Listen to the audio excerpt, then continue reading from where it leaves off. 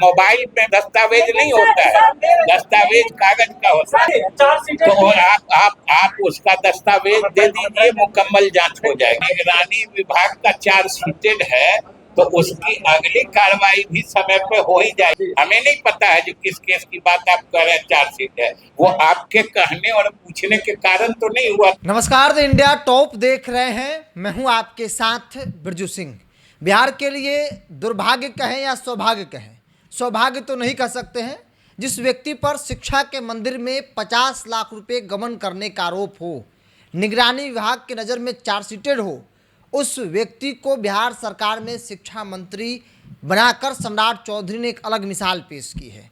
आमतौर पर इस तरीके का आरोप जिस किसी मंत्री पर अब तक लगा है, नीतीश कुमार के शासनकाल में उन्हें तुरंत इस्तीफा देना पड़ा है। कई सारे उदाहरण हैं, चाहे वो मेवालाल चौधरी हो, कार्तिकेय कुमार हो, या उससे पहले मंत्री हो, या फिर जीतन राम मांझी हो।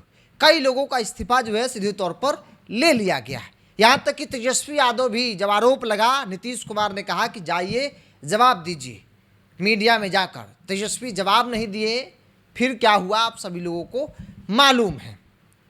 लेकिन आज की मौजूदा सरकार जहां ट्रिपल सी के साथ समझौता न करने का दावा किया जाता है, उस सरकार में करप्शन के साथ पूरी तरीके से समझौता किया जा चुका है। और इसका सबसे बड़ा प्रमाण मिथिलेश तिवारी का मंत्री बने रहना है। मिथिलेश तिवारी पर 50 लाख रुपए दीनदयाल उपाध्याय में इंटर कॉलेज में गबन करने का आरोप है। सोचिए, दीनदयाल उपाध्याय नाम को भी ये लोग नहीं छोड़ रहे हैं, ये लोग बीजेपी के हैं, संघ के हैं। 50 लाख रुपए गबन करने का आरोप, जो जांच हुई थी उस जांच में दोषी करार दिए गए थे, इनके सहयोगी उसमें दोषी करार दिए गए थे। हालांकि मामला कोर्ट गया और कोर्ट में स्टे लग गया, अभी भी मामला कोर्ट में है। लेकिन ऐसे व्यक्ति को मंत्री बनाया गया है। सवाल किससे पूछिएगा?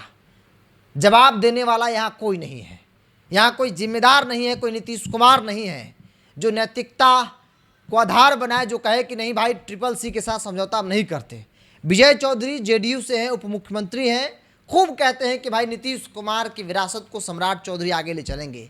नीतीश कुमार जैसे काम करते थे उसी तरीके से सम्राट चौधरी भी काम करेंगे, नीतीश कुमार के मार्गदर्शन में काम कर रहे हैं। लेकिन हो क्या रहा है? मिथिलेश तिवारी जैसे लोगों को मंत्री बनाया गया है, जिन पर शिक्षा के मंदिर में 50 लाख रुपए गबन करने का आरोप है, 420 का आरोप है।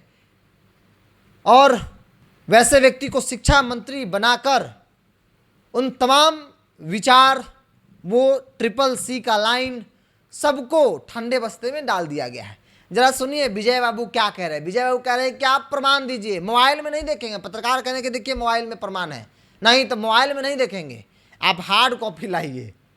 कागजात, कागज होता है, कागज ला के दिखाइए हमको, उसके बाद दिखा जाएगा। मतलब मानने को तैयार ये लोग नहीं है। और मानेंगे कैसे? ये हैं जेडीयू के, लेकिन कितने जेडीयू के हैं ये बात मुझे बताने की ज़रूरत नहीं है, सभी लोग जानते हैं। तो नीतीश कुमार जो ट्रिपल सी के साथ समझौता नहीं करते रहे, आज उनकी सरकार चुकी, उन्हीं की सरकार कही जाएगी।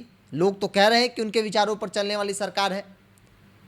ट्रिपल सी के साथ, ट्रिपल सी, दो सी तो छोड़ दीजिए, करप्शन के साथ पूरी तरीके से समझौता यह सरकार कर चुकी है। जरा सुनिए विजय बाबू, विजय चौधरी जी कैसे बीजेपी मंत्री के पक्ष में मैदान में मोर्चा संभाले हैं। जरा इनका बयान भी सुन लीजिए आप, और अपनी राय को कमेंट्स बॉक्स में रखिएगा।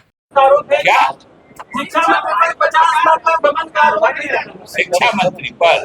चार्जशीट तो और आप उसका दस्तावेज दे दीजिए, मुकम्मल जांच हो जाएगी। और अगर दस्तावेज आपको नहीं है तो इस तरह के बेबुनियाद अब मोबाइल पे दस्तावेज नहीं होता है, दस्तावेज कागज का होता है। एक आदमी बोलिएगा, एक आदमी बोलिए, आप दोनों तय कर लीजिए कौन बोलिएगा।